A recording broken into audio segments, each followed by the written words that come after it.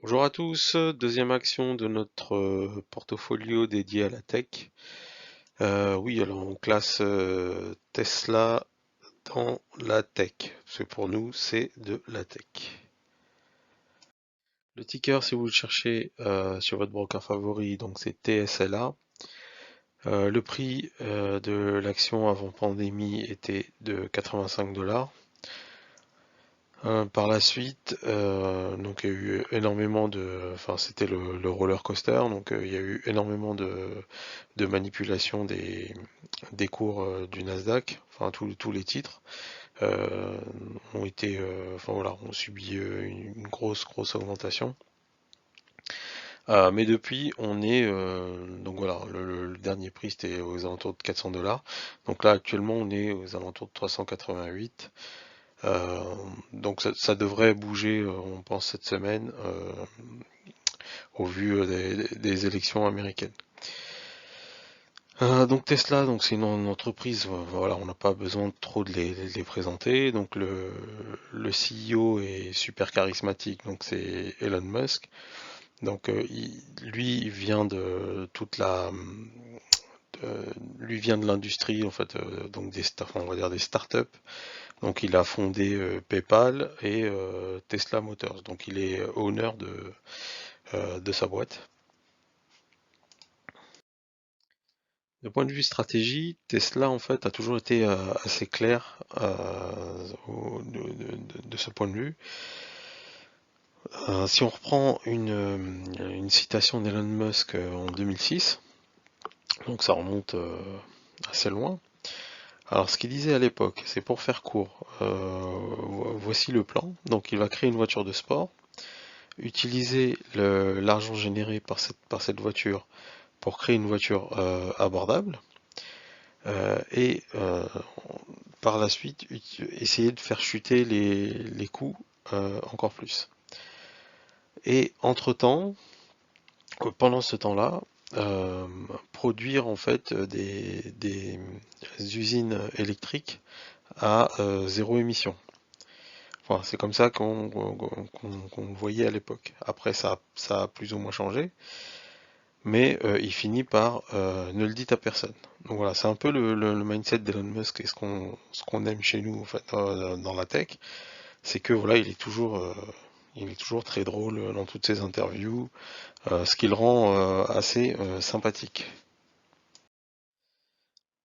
Tesla communique essentiellement lors de gros événements qu'ils appellent Battery Day ou d'autres événements à travers essentiellement Elon Musk ou d'influenceurs.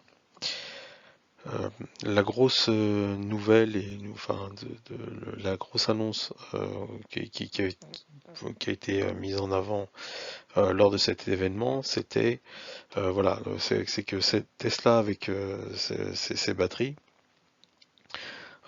compte atteindre 100 gigawatts de l'heure à partir de 2022 et ont pour ambition d'atteindre 3 terawatts par heure d'ici 2030. Ce qui est, ce qui est enfin, une grosse annonce et qui c'est la mort annoncée en fait de la voiture, enfin de la voiture que les Américains appellent ICE. Donc c'est Internal Combustion Engine, donc c'est les voitures thermiques. Euh, ce qu'il faut comprendre avec Tesla, c'est que c'est un assemblage de start-up. Alors ils ont SolarCity pour tout ce qui concerne l'énergétique domestique, avec les tuiles solaires, ce qui s'appelle le Powerwall, donc c'est une batterie où on va stocker l'énergie pour la maison. Ils ont Maxwell Technologies où ils ont récupéré en fait toutes les technologies liées aux batteries. Il y a Tesla Graham Automation, donc eux ils sont très focalisés sur tout ce qui est automatisation, donc très pratique pour les usines de Tesla. On a DeepScale qui développe toute la partie conduite autonome. Et on va aussi retrouver iBar System, pareil, qui était spécialisé, qui est spécialisé dans les technologies aussi de batterie. Lors du Battery Day, donc on a aussi appris donc quel était donc le but de Tesla du point de vue des transports électriques. Donc un des premiers buts, c'est que il faut essayer d'atteindre donc ce qui a été mis en avant, c'est qu'il faut 100 fois en termes de croissance au niveau de la batterie, il faut qu'on arrive à atteindre 100% de ce qu'on sait faire actuellement. Et donc, une fois que donc on peut voir, hein, une fois que le but sera atteint, et on sera capable de faire, de produire 10 terawatts par heure. Euh, Ce qui est très intéressant aussi, donc c'est qu'on a pu voir en fait tous les produits qu'ils comptent mettre en avant. Donc on a la partie robot taxi.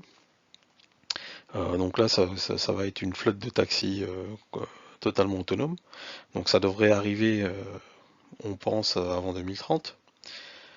Il y a la partie, donc ça c'est tout ce qui concerne le modèle 3, donc c'est les voitures dits abordables, où le prix va chuter comme on va pouvoir le voir par la suite.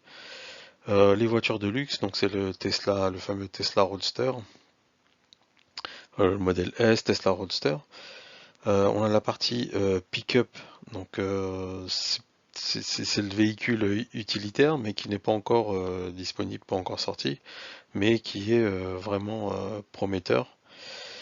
Et il y a la grosse, voilà, là c'est vraiment la killer, enfin leur killer app, c'est ce qui va vraiment faire booster Tesla, on pense, c'est tout ce qui concerne donc le trucking, donc c'est les camions de transport, les poids lourds. Sur ce marché-là, en fait, ils sont très attendus, mais voilà, pareil, ça devrait arriver d'ici à 2 à 3 ans.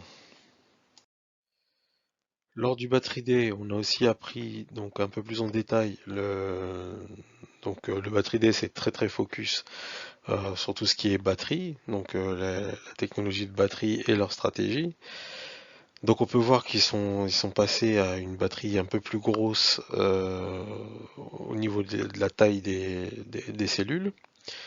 Euh, D'un point de vue industriel, le- la batterie est maintenant intégrée directement au châssis, donc ce qui fait gagner en fait en termes de production. Il est aussi prévu en fait d'avoir ils ont mis en place tout un système de recyclage des batteries.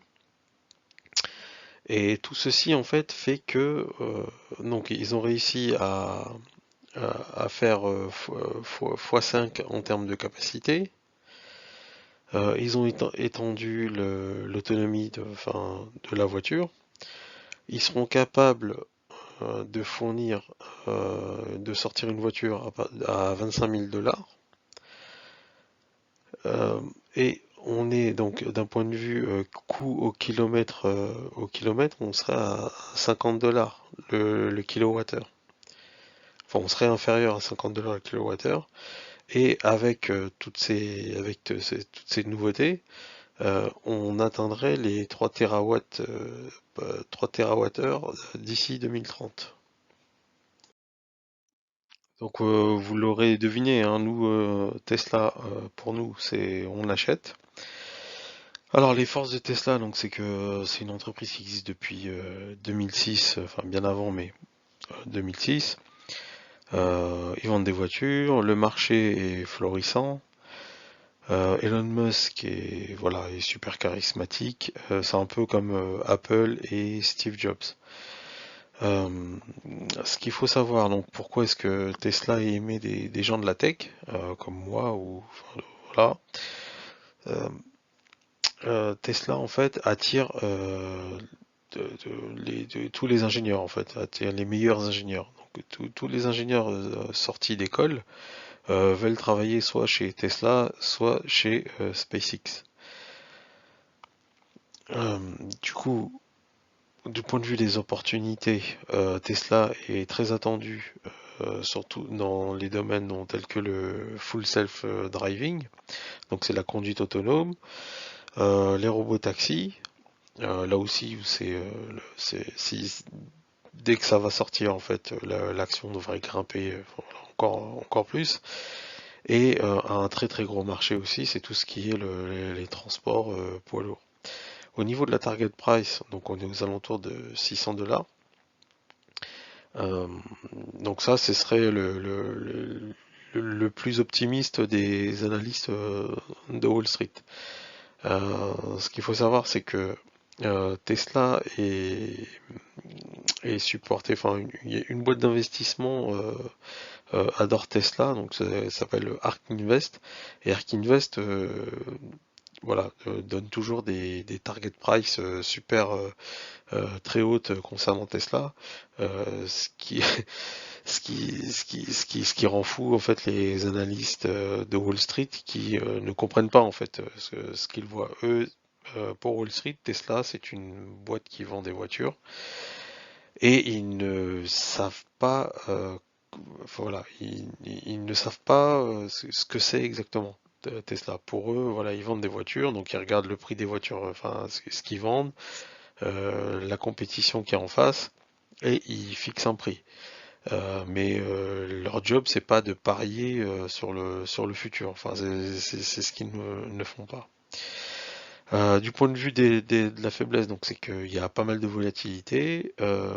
On a beaucoup de haters chez Wall Street qui essaient de shorter l'action, mais à chaque fois qu'ils essaient de shorter l'action Tesla, enfin voilà, ils n'y arrivent pas.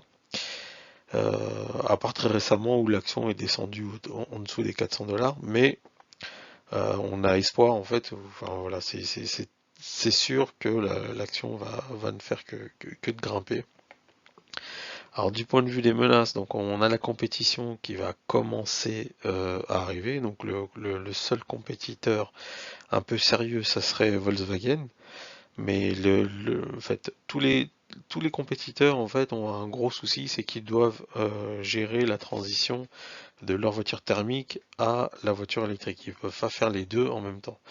Donc du coup, ce qui est prévu en fait par beaucoup d'analystes pro Tesla, c'est que d'ici 10 ans, en fait, beaucoup de constructeurs vont faire faillite à cause en fait des voitures thermiques, du parc de voitures thermiques qui vont avoir à gérer.